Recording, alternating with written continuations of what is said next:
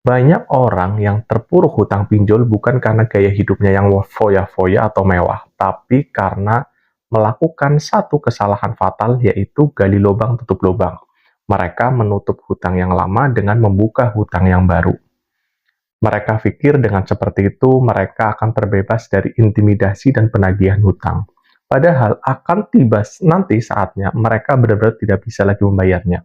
Karena semakin banyak, semakin besar, dan semakin terperosok ke dalam hutang pinjol.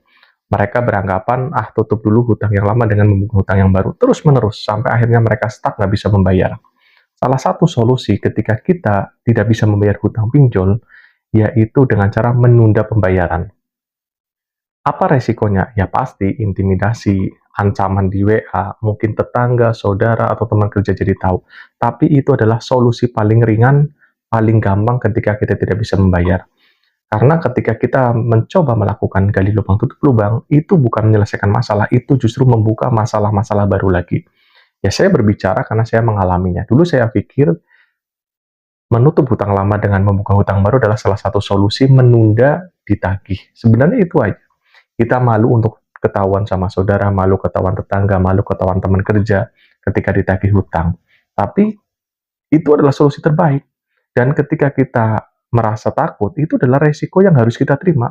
Dari awal kita mengajukan hutang, pasti kita sudah tahu resiko-resiko ketika kita tidak bisa membayar. Jadi udah hadapi aja. Kan sekarang juga udah ada aturan ketat ya dari OJK terkait penagihan. Kita bisa melaporkan ketika memang mereka menyalahi prosedurnya. Ketika mereka memang melakukan sesuai prosedur, kita temui, kita sampaikan kondisi ekonomi kita sampaikan bahwa ketika nanti kita ada uang, kita akan membayar. Yang penting kalau memang belum ada, jangan janjikan macam-macam. Kalau mereka ngomong A, B, C, D, selama tidak ada kegiatan anarkis ancaman, ya kita dengerin aja. Namanya kita juga hutang, kita wajib membayar. Nah, tapi kan memang belum ada kan, kita bilang tunda membayarnya.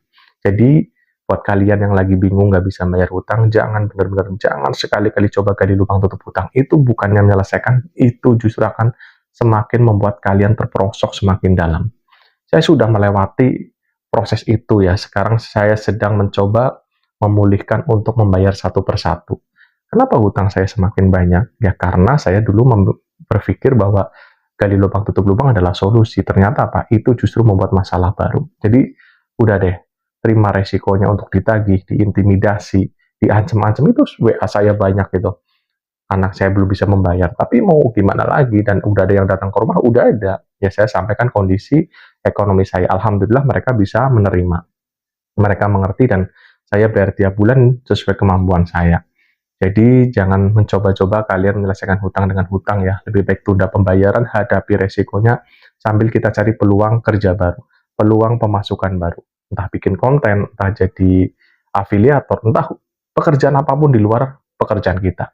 Semoga bagi saya dan yang menonton video saya ini bisa terselesaikan hutangnya, bisa terlunasi hutangnya, sehingga kita bisa terbebas lagi dari hutang. Dan jangan mencoba untuk membuka hutang baru ketika hutang kita sudah lunas semua. Alhamdulillah nama saya sudah di blacklist karena sudah kolektivitas 5. Saya bersyukur ya karena nama saya sudah di blacklist dari perbankan. Kenapa? Menutup nama saya untuk membuka hutang baru. Jadi kepepet kayak apapun, saya sudah tidak bisa berhutang dan alhamdulillah.